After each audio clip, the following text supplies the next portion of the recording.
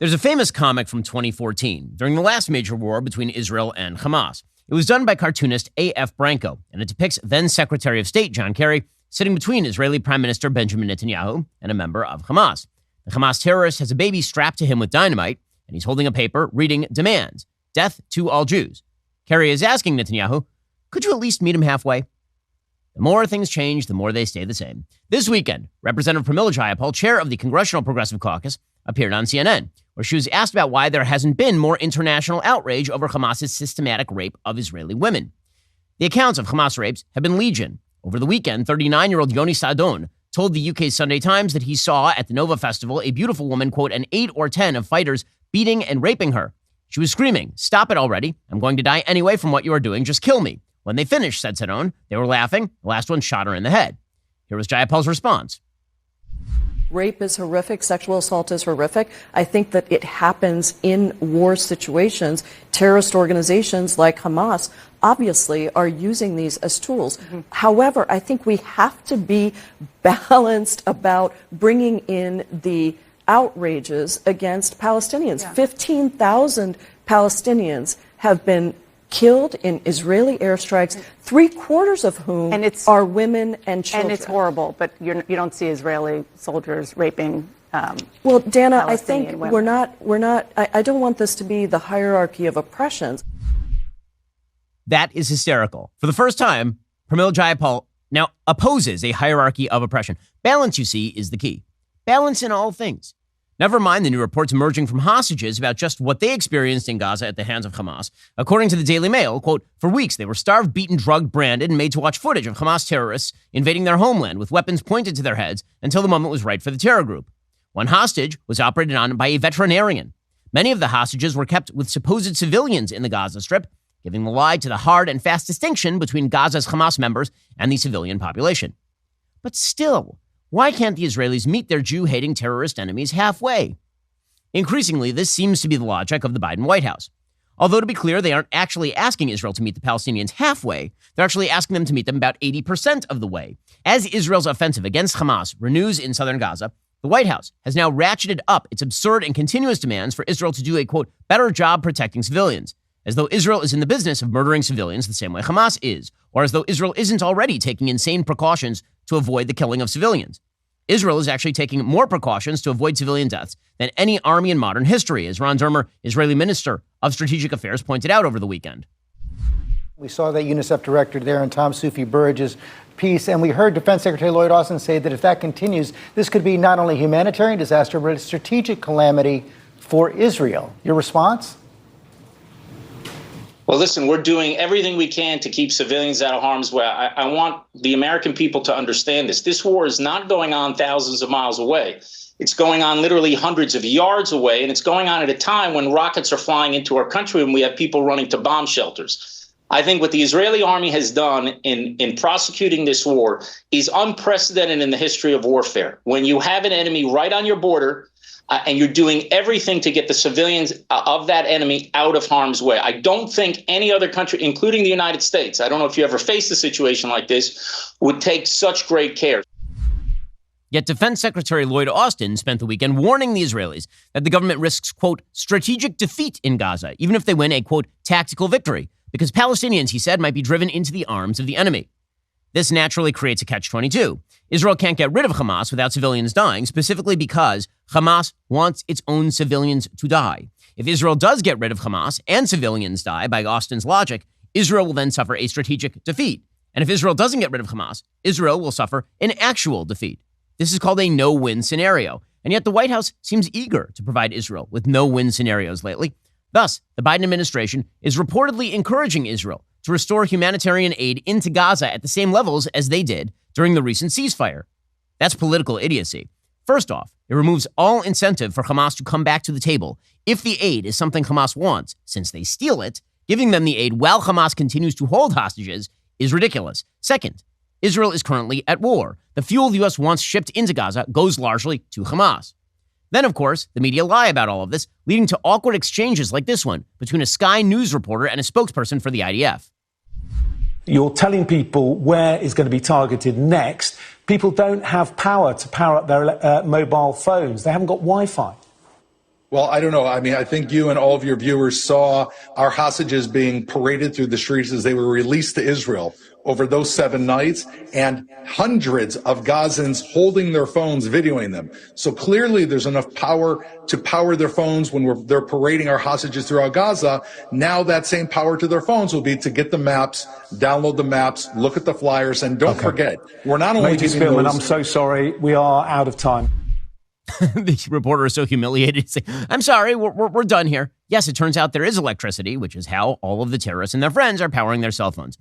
Then there's the no-win scenario being pressed forward by the White House for after Hamas falls, the supposed option of the Palestinian Authority taking over in the Gaza Strip. Vice President Kamala Harris, fresh off her disquisitions on the power of school buses and Venn diagrams and handling the border. Remember that time she was supposed to handle the border? She laid this one out there. We have to revitalize the Palestinian Authority, which means giving the support that is necessary for good governance, understanding that on the issues that must be resolved as we think of a plan for the day after, it is about good governance, which will bring transparency and accountability to the people of Gaza and the West Bank. It's also about what we need to do to recognize there must be some plan for security for the region, and I suspect as a plan develops, it will take into account interim and then longer term. That full-time resident of the uncanny valley putting out the dumbest plan imaginable, revitalizing the Palestinian Authority. The PA doesn't even have full control of its citizens in the West Bank, Judea and Samaria. The Arab world thinks Mahmoud Abbas is a joke, because he is. And so do the people he rules over, by the way. If elections were actually held in the West Bank today, Hamas would likely win. All of this is silly nonsense.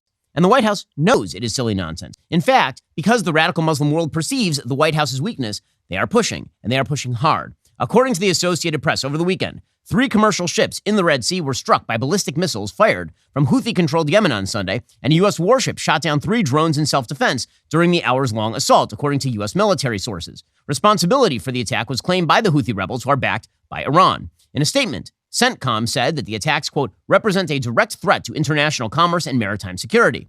They have jeopardized the lives of international crews representing multiple countries around the world. It said the 3 commercial ships and their crews are connected to 14 countries.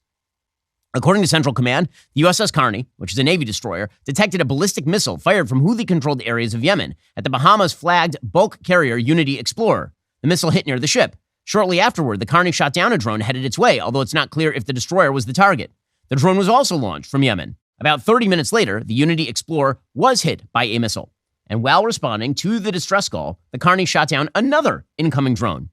Central Command said the Unity Explorer reported minor damage from the missile. 2 other commercial ships, the Panamanian-flagged bulk carriers Number 9 and Sophie 2, were both struck by missiles. The Number 9 reported some damage, but no casualties. The Sophie 2 reported no significant damage. While sailing to assist the Sophie 2, the Carney then shot down another drone headed in its direction. The drones did no damage. According to Central Command, quote, we have every reason to believe that these attacks, while launched by the Houthis in Yemen, are fully enabled by Iran. They said the U.S. will consider all appropriate responses. Houthi military spokesman Brigadier General Yahya Saree claimed Sunday's attacks, saying the first vessel was hit by a missile, the second by a drone, while in the Bab el-Mandeb Strait, which links the Red Sea to the Gulf of Aden. Saree did not mention any U.S. warship being involved in the attack. Quote, the Yemeni armed forces continue to prevent Israeli ships from navigating the Red Sea and Gulf of Aden until the Israeli aggression against our steadfast brothers in the Gaza Strip stops, said Saree. The Yemeni armed forces renew their warning to all Israeli ships or those associated with Israelis. They will become a legitimate target if they violate what is stated in the statement.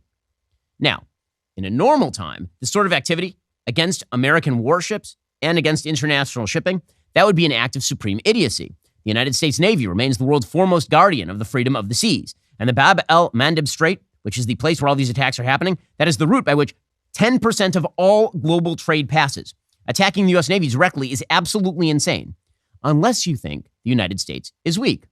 So why would the terrorists do that? Well, maybe because they think the United States is weak. And maybe they think that because the Democratic Party's base is showing sympathy for terrorism. There's no other way to put this. The latest Gallup poll shows 50% of Americans approve of Israel's military action in Gaza, with 45% disapproving. Heavy partisan breakdown in this poll. 71% of Republicans agree with Israel's actions. Only 36% of Democrats do, compared with 63% of Democrats who do not. What's more, just 30% of people aged 18 to 34 actually approve of Israel's actions against Hamas in the Gaza Strip, compared with 67% of people who don't agree. Only 30% of people of color actually agree with Israel taking action against Hamas, compared with 64% who do not. 55% of Democrats think the United States should send more humanitarian aid to the Palestinians, the same people whose governments attacked Israel on October 7th and who are stealing all that aid, compared with just 12% who think more military aid should be sent to Israel in the middle of a war. Meanwhile, domestic Muslims are mobilizing to pressure the Biden administration. According to Axios, quote, Muslim American leaders from Michigan, Minnesota, Arizona, Wisconsin, Florida, Georgia, Nevada, and Pennsylvania are expected to meet in Dearborn, Michigan, which is absolutely ground zero for radical Islamism in the United States, to launch what they call, quote, an abandoned Biden campaign. Leaders from the swing states, they say, will work together to guarantee Biden's loss in the 2024 election.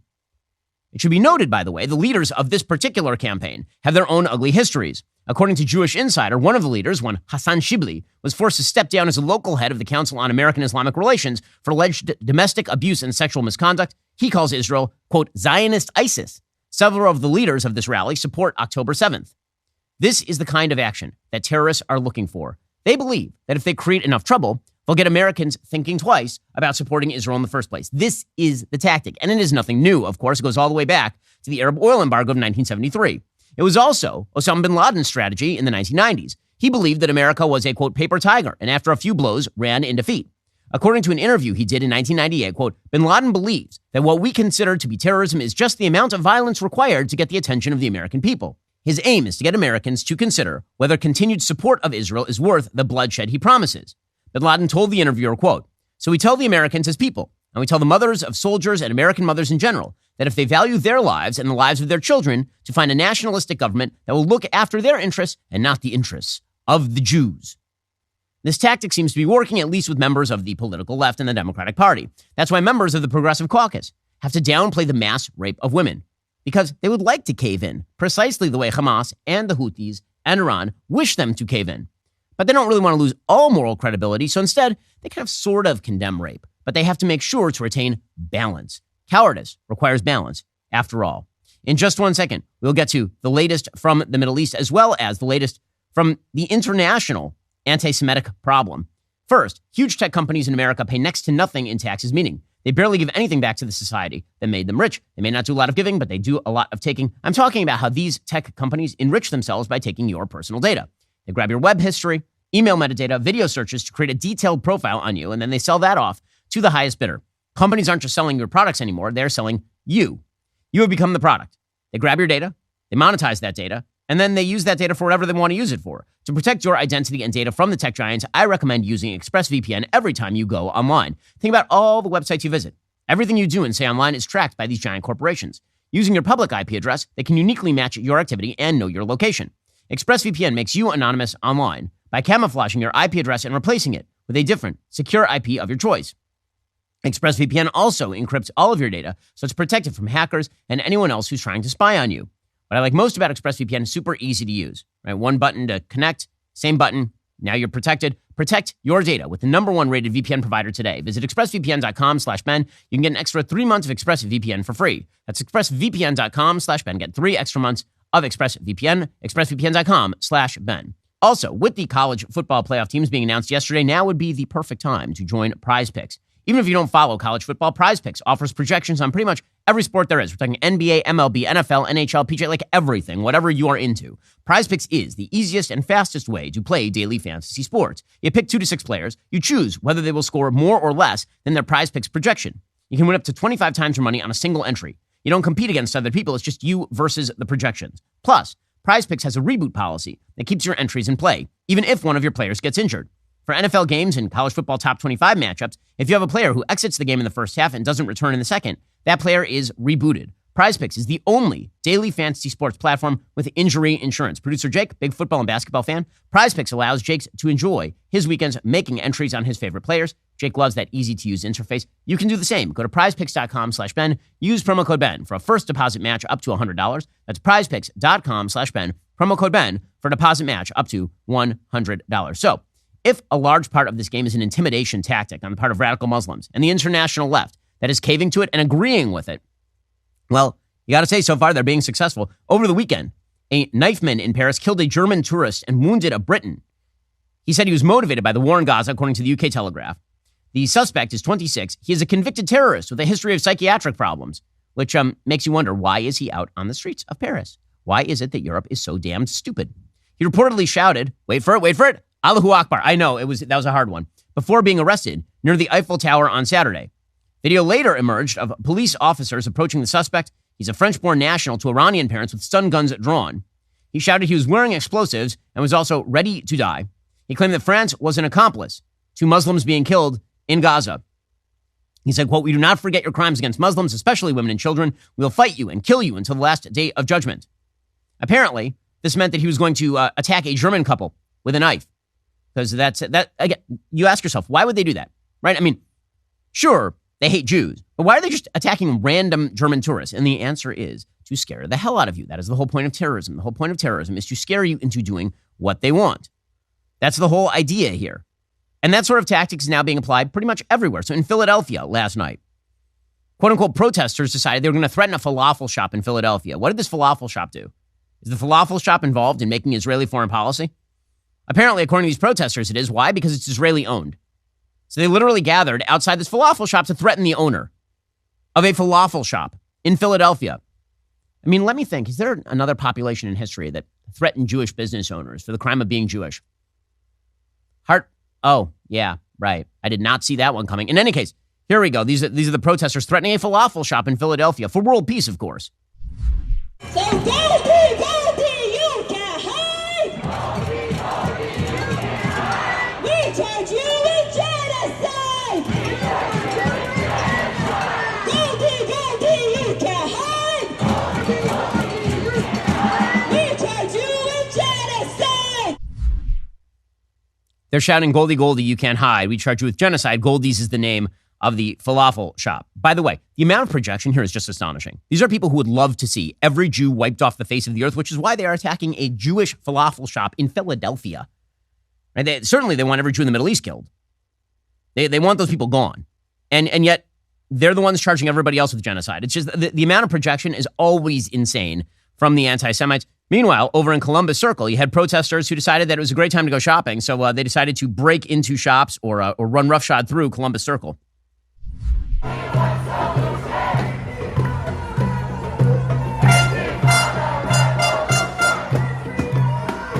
They've now reached Columbus Circle, and they are going to run into Columbus Circle and basically run roughshod through the shops.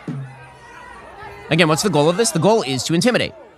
The goal is to suggest that the only way to stop their bad action is to give in to their demands. And they're running right past security, so security doing an amazing job, also wildly understaffed right there. So, excellent stuff happening all over the country. And this has its predictable effect, which is that the intimidation very often succeeds.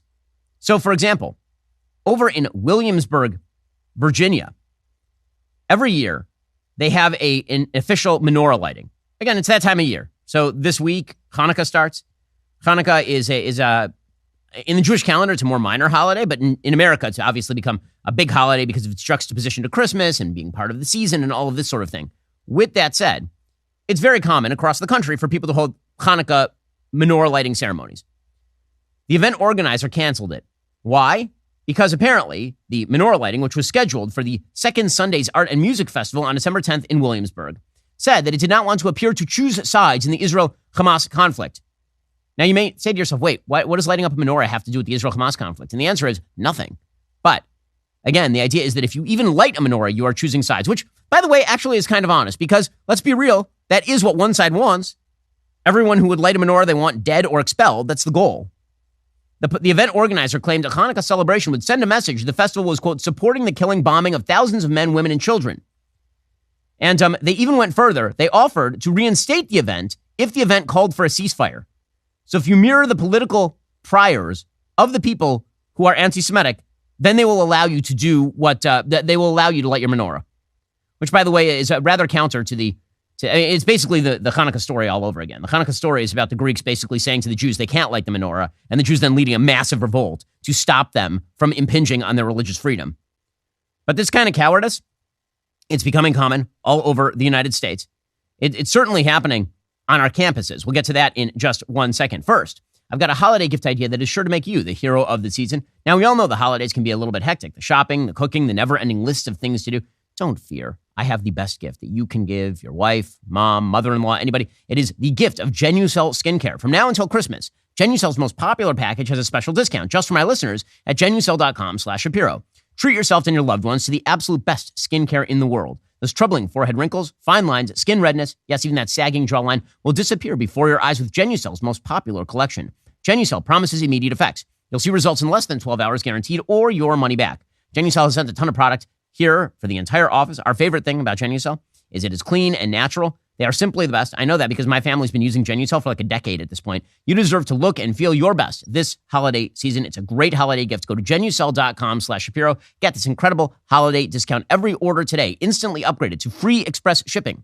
That's Genucel.com/Shapiro today. Again, that's Genucel.com/Shapiro and get the great holiday discount. Okay, so meanwhile, intimidation on college campuses is continuing apace. The Columbia School of Social Work is holding a teach-in this week. The poster for this thing is insane. Again, this is the Columbia School of Social Work. Apparently, the poster shows a chain that is being broken by a love flower being fired from an AK-47. I'm not kidding. And a bird of peace. Quote, significance of the October 7th Palestinian counteroffensive. Teach-in and discussion. Now, you might think, what would that counteroffensive be? Oh, yeah, that was the mass slaughter and rape of hundreds of people. 1,200 people killed, 240 taken hostage. That's the counteroffensive. And they're holding a teach-in at Columbia School of Social Work. So that's exciting stuff. Meanwhile, Cornell students, according to Mediaite, protesting against Israel and the university's involvement with companies that do business with Israel, occupied a campus building on Friday, holding signs condemning the war in Gaza, chanting from the river to the sea, Palestine will be free, which of course is a genocidal slogan, and holding a mock trial of the university president, one Martha Pollack, for, quote, complicity in genocide. Students with the Cornell Coalition for Mutual Liberation, again, this is the intersectional coalition, organized the protest, which joined many other student demonstrations against Israel with other groups on campus, like Students for Justice in Palestine, which of course is a radical front group. The groups first held a die-in on Thursday on campus. They advertised the event as a, quote, occupation, and then leading up to a mock trial. And then finally, they ended up occupying school buildings. They disrupted studying. They prompted complaints to the dean. They delivered a list of demands that included that the university take a strong stance against, quote, doxing of students. By doxing, they mean if you take part in a protest and you show your face, that's a form of doxing. Nobody's sending their home addresses. It's now doxing to point out that a person participated in a protest. The group demanded the university divest from Israel and declared that school is implicated in breaches of international law. And then they held a trial of the president of the university and found her guilty of genocide and apartheid. Why? Because Cornell has ties to engineering, aerospace, and other tech companies. It would be very difficult, by the way, to divest from, the Palestinians because there are no businesses that actually succeed from those particular areas, mainly because they're run by corruptocrats. So that all went particularly well. The administration may end up meeting with them. Probably the administration will end up caving to them because this is what these administrations do. That's exactly what happened over at Brown University. On Monday night last, the Brown University president, Christina Paxson, spoke at a vigil honoring a Palestinian student who'd been wounded in a shooting in Vermont. And then the president was interrupted by protesters calling for the university to divest from Israel, of course. Now, what's amazing is that the university published the speech as written on the website. That is not how the speech was delivered. According to the version on the website, she was supposed to say, quote, at a faculty meeting last month, I said that every student, faculty, and staff member should be able to proudly wear a Star of David or don a keffiyeh on the Brown campus or to cover their head with a hijab or yarmulke. But after the pro-Hamas students began heckling her, that line changed to, quote, every student, faculty, and staff member should be able to proudly don a keffiyeh on the Brown campus or to cover their head with a hijab. So there goes the Star of David and the kippah and the yarmulke. So, yep, caving to all the worst people. Again, that is what the left does. They cave to all the worst people. And who knows that is America's enemies. They know this across the board. This, by the way, is why, again, why is it that it feels like the world is on fire? Because when the world and America's enemies sense weakness in the White House, they take advantage of this. This would also be, presumably, why Venezuela is now threatening to invade one of its neighbors. According to Yahoo News, Venezuelan electoral authorities on Sunday claimed that 95% of voters in a non-binding referendum approved of the nation's territorial claim on a huge chunk of neighboring oil-rich Guyana. So that, by the way, that sounds like an amazingly free and fair vote in a socialist tyranny when 95% of people approve. Well, that is one of my favorite things, by the way, about these tyrants, is that they will hold the elections in an attempt to show that they are, in fact, not tyrannies, and then they will stack the results so much that it's like 95-5. It's like, guys, if you're going to hide the ball, like, hide the ball a little bit. Say it was like 65-35 or something. But no, it's 95-5 that they should go in, crush Guyana, and steal all of its oil.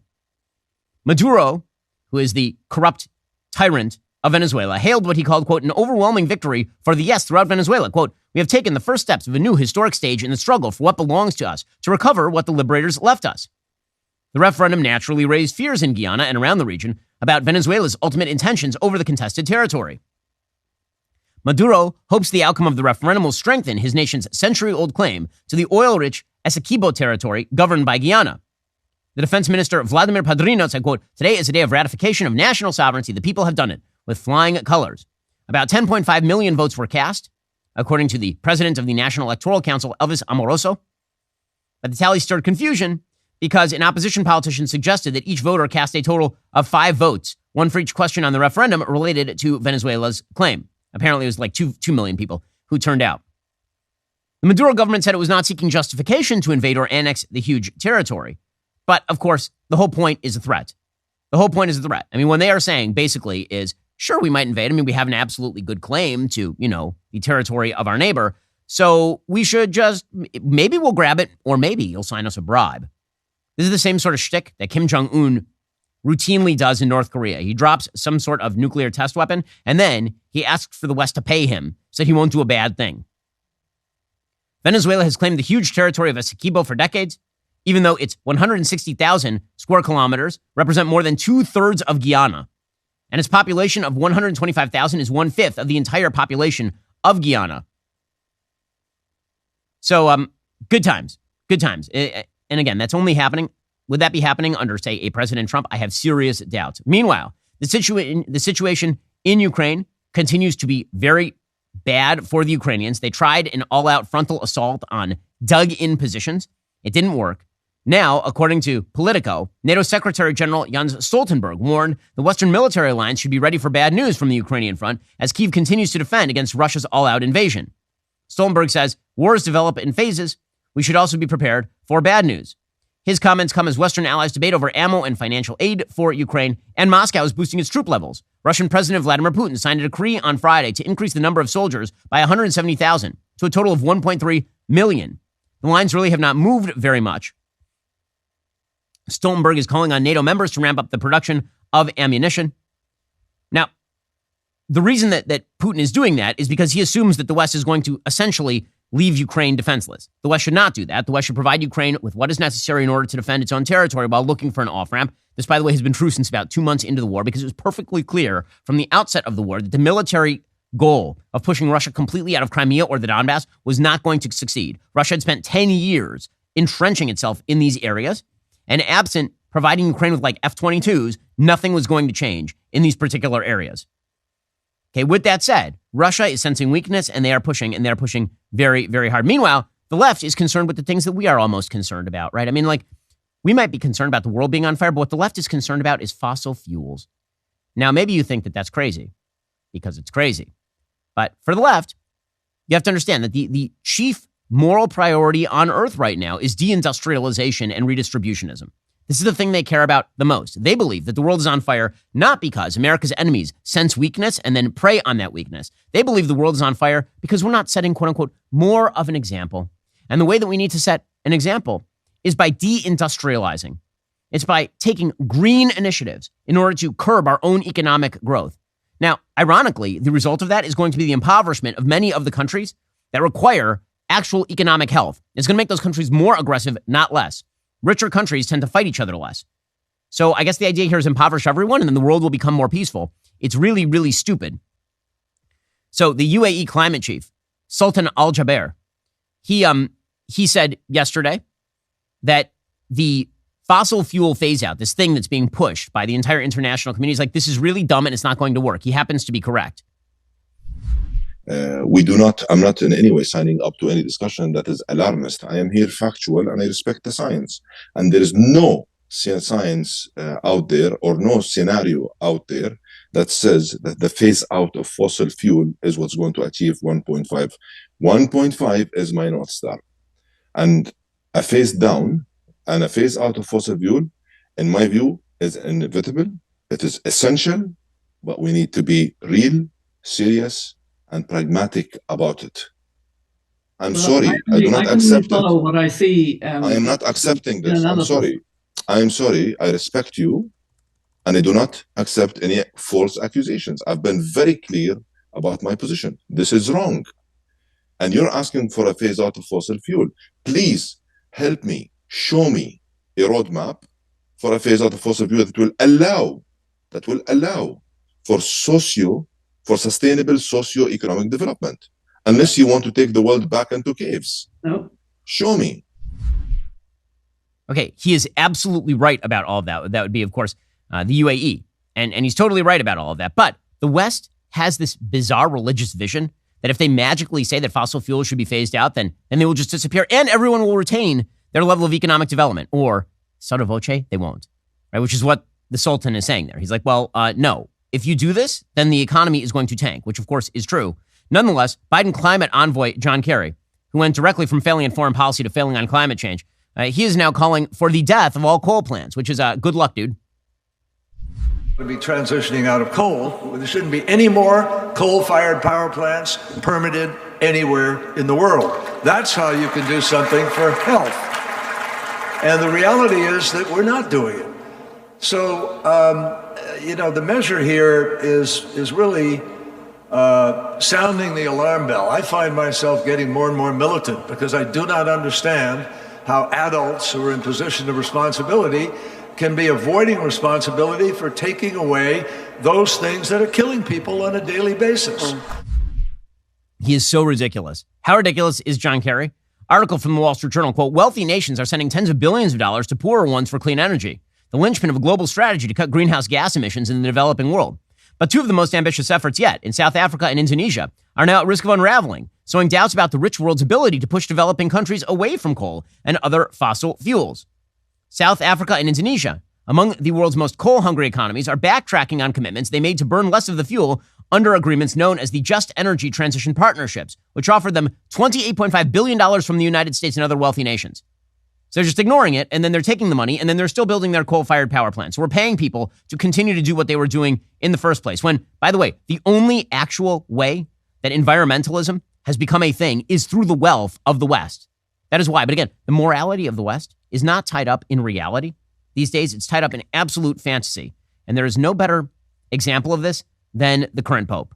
We'll get to that in just 1 second. First, as a Daily Wire listener, you're not just informed, you are engaged. You value freedom and personal responsibility. This is why you need to check out MediShare. MediShare is a community-based approach to healthcare that lines up with the principles you believe in. Your values matter. With MediShare, your healthcare dollars won't be used for medical procedures that don't line up with your beliefs. MediShare is the highest-rated healthcare sharing ministry with a 30-year proven track record. It's not health insurance. It's a community of 400,000 believers committed to caring and sharing with one another. Members save up to 50% or more on their monthly healthcare costs. Member satisfaction surveys show they like MediShare much more than health insurance. Why? Well, because it works. For a limited time, Daily Wire listeners will receive a $150 gift card when they join MediShare. To find out more, go to medishare.com/Ben. That's medishare.com/Ben. Terms and conditions do apply. Again, this is an amazing approach to healthcare that's going to make your life better. It's a community-based approach that lines up with principles you actually like as opposed to funding a bunch of stuff that you don't. Members save up to 50% or more on their monthly healthcare costs. Member satisfaction surveys, incredible. Go check them out right now.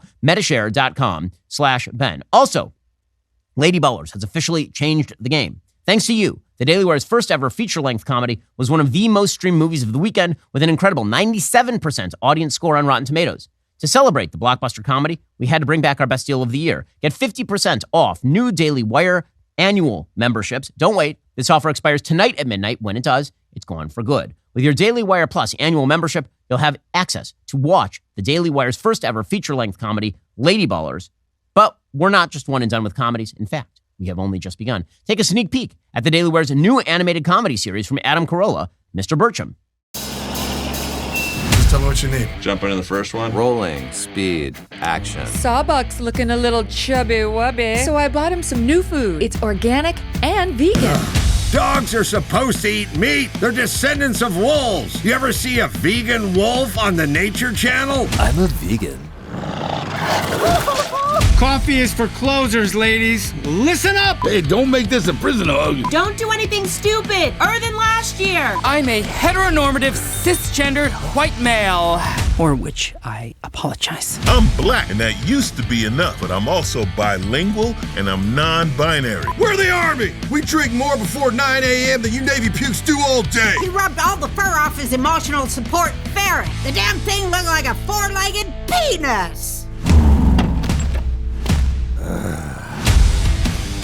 Charity and work. Two words that should never go together. Like women and opinions. I want a burly man. They're salty and make me dizzy. Sorry, just need to find a thingy to fix my gaming chair. When I was on the construction site, my chair was a 5-gallon bucket. It was also my toilet. Hey, I'm done. I'm going back to bed. Thanks a lot. It's hilarious. You can see a huge cast. Get your Daily Wire Plus annual membership today for 50% off. Be the first to see all the exciting content we have in store for 2024, including Mr. Birchum, the Daily Wire's highly anticipated series, The Pendragon Cycle, inspired by the renowned works of acclaimed Christian novelist Stephen R. Lawhead. It's your time to join us in the battle to take back culture and build a future we would all love to see. You get all this and so much more for 50% off today only. Don't miss out on your last chance to get our best deal of the year. Go to dailywire.com/subscribe right now to join. Okay, meanwhile, again, when it comes to the international left, not only is there no morality, there's no actual realism about the world. That's true on virtually every topic. When it comes to foreign policy, there's no realism because the assumption is that if the West simply goes hands off, the world will be a better place, which of course is a lie. And then when it comes to things like environmental policy, like the world has to be super hands-on. We're going to get involved imperialistically with stopping developing nations from developing their own economies. And we're going to lecture them like a lot. So we're not going to focus on the things that actually make a person moral. Instead, we are going to, quote unquote, heal the earth by telling poor people that they're not allowed to use carbon-based fossil fuels, the most efficient fuels known to mankind. A perfect example of this sort of moral disconnect, unfortunately, is Pope Francis. So Pope Francis, I've been very critical of Pope Francis. Of course, I don't have a particular dog in the Catholic fight, except that I believe the Catholic Church is strongest and best for Western civilization when it holds to some semblance of traditional values. So 2 stories from the Vatican over the course of the weekend. 1, Pope Francis did take action against one of his biggest critics, according to The Blaze. This is the second time this month Pope Francis punished an American prelate. Pope Francis punished Cardinal Raymond Burke, 75-year-old canon lawyer from Wisconsin. He revoked Burke's salary and his subsidized Vatican apartment. He was living like other cardinals in Rome in his apartment for free. He received a monthly stipend of about $5,000. He said that he was taking action against Burke because he was a source of disunity, according to an anonymous participant in a particular conversation on November 20th. Another unnamed source said Francis punished Burke because he was using his privileges against the church. Reports from earlier this week claimed that the Pope said of Burke during the meeting, quote, "Cardinal Burke is my enemy, so I take away his apartment and his salary." Francis denies making those comments. Said, "I never used the word enemy or the pronoun my. I simply announced the fact of the meeting of the disastery heads without giving specific explanations." Burke has been very critical of Francis by saying you're focusing on like the environment and you don't seem to care at all about the crucial social issues that are dividing the church today. And in many cases, you're being soft on them. That happens to be right, by the way. The Pope has been unbelievably soft. What he does, he issues these sort of vague exclamations about, say, LGBTQ issues inside the church, or say about female priests. He doesn't actually cave on them. He just makes really vague statements that seem to open the door. And then when asked for clarification, he says, "Why? How dare you ask for clarification? I was perfectly clear." No, you weren't, or nobody would be asking the questions. That's happening on the one hand. And then on the other hand, you've got the Pope calling for the elimination of fossil fuels, which, by the way, for a church that is seeking new adherents in the poorest parts of the world, it turns out that you know what they actually need? Fossil fuels. I'm sorry to break it to the Pope and everybody else in the environmentalist corner. The single most efficient source of fuel on the planet remains fossil fuels. That's particularly true if you're looking at places like Africa, if you're looking at places like Asia, like South America. The development of many countries already burdened by grave economic This is someone giving a debt statement for Pope Francis, obviously. He sent a statement to COP28. Instead, we should consider the footprint of a few nations responsible for a deeply troubling ecological Vatican debt Secretary of State. towards many others. It would only be fair to find suitable means of remitting the financial debts that burden different peoples. Climate change signals the need for a political change. Let us emerge from the narrowness of self-interest and nationalism. These are approaches belonging to the past. Let us join in embracing an alternative vision. This will help to bring about an ecological conversion. Ecological conversion. I mean, it seems to me that they should spend more time talking about spiritual conversion. I say this as a Jew, and they should be talking about ecological conversion. But again, this is the new morality. The new morality is not based on anything remotely like social morality or church or family. It's based on all these other ancillary issues that build up a bizarre cult-like morality focused on, quote-unquote, saving the earth. It's ridiculous. Okay, meanwhile, closer to home, over the course of the last few days, the Congress expelled George Santos. He currently faces 23 federal charges, including fraud and identity theft. He has pled not guilty. Before Friday's expulsion, which passed 311 to 114, only 5 people in history had been booted by the House, 3 removed in 1861 because they actually served in the active Confederacy. The other 2, in 1980 and 2002, according to the Wall Street Journal, were convicted of serious crimes. So Congress moved to boot Santos because he was pretty obviously guilty of all this stuff. However, setting a precedent of booting members before they've actually been convicted of a crime, that's going to open the door to a lot of things. I mean, once you start booting members based on the fact that they've been accused of a crime, welcome to Congress, where half of Congress is accused of a crime. As the Wall Street Journal editorial board points out, said it's no good to argue that Santos is fabulous who fibbed his way into office. How's that a distinction with other members of the Congress? What's the rule now? Shortly after Santos' ouster, Pennsylvania Senator John Fetterman renewed his call to eject Senator Bob Menendez. If you're going to expel Santos, how can you allow somebody like Menendez to remain? He said Menendez, I think, is a senator for Egypt, because that's the accusation, is that he was paid off by foreign countries. So, yeah. So it may now be that in Congress, an accusation is tantamount to a conviction. And really that started with the anti-Trump movement. Because again, the accusations against Trump based on Ukraine, based on Russia, and all the rest of this sort of stuff were considered sufficient to push an impeachment inquiry into him. And so now the accusation is going to be tantamount to the actual conviction. So regardless of what you think of Santos, and I think he's a ridiculous figure, almost as ridiculous as, 1/3 of the rest of Congress. But if the new standard is accused equals guilty, then welcome to Congress where there are like 5 people left. And meanwhile, Donald Trump versus Joe Biden, that race continues to move forward. House Democrats are realizing that Bidenomics is a giant fail. According to Axios, House Democrats have rejected the White House's months-long campaign to sell Bidenomics. They stopped pushing the term months ago. The Democratic Congressional Campaign Committee and House Majority PAC, 2 key fundraising arms, are avoiding using the term Bidenomics on social media and press releases because they say the tagline is ineffective. In a meeting this past summer, House Democrats stuck with people over politics rather than Bidenomics. Apparently, according to Democratic sources, they're saying that Bidenomics presents a bunch of issues. They say it's tone deaf because there are a bunch of people who don't like the economy. One Democratic strategist said the biggest problem wasn't using Biden, but the term was too philosophical and required too much explanation. So they're going to continue to push Bidenomics policies. They just won't use the catchphrase Bidenomics because it's a giant fail. And there is some hilarity to that because the reason Bidenomics became a thing is because Obamanomics was a thing and Obama was personally popular. So linking Barack Obama, a personally popular president, with his failing policies made the policies somewhat more popular. Attaching Biden's name to his bad economic policies makes his bad economic policies worse for the American people. So Democrats are running headlong from Joe Biden in the 2024 election, which is not a good sign for Joe Biden, which means the real hope for Democrats is not Joe Biden. The real hope for Democrats is that somehow, some way, people show up to vote against Donald Trump. That is a very dicey proposition. They're basically making 2 separate arguments. One is that Donald Trump will be a dictator. We'll get to that in a moment. Plus, they're making the argument that Donald Trump is a criminal. The problem there for Trump is that he doesn't have to be a criminal to be convicted as a criminal in places like Washington, D.C. We'll get to all the updates from court in just 1 second. First, if you're a business owner and you need to grow your team, your perfect gift is really simple. You want a smart hiring solution.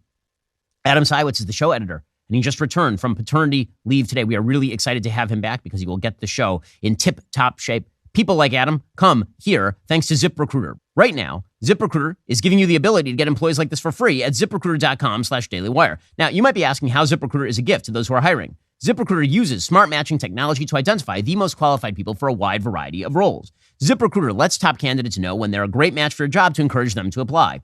The bow on top, if you see a candidate who's a great match for your job, ZipRecruiter makes it easy to send them a personal invite so they are more likely to apply. Get your hiring wrapped up quickly with ZipRecruiter. 4 out of 5 employers who post on ZipRecruiter get a quality candidate within day 1. Just go to this exclusive web address right now. Try ZipRecruiter for free at ZipRecruiter.com/dailywire. Again, that's ZipRecruiter.com/DAILYWIRE. That's ZipRecruiter.com/dailywire. ZipRecruiter is indeed the smartest way to hire.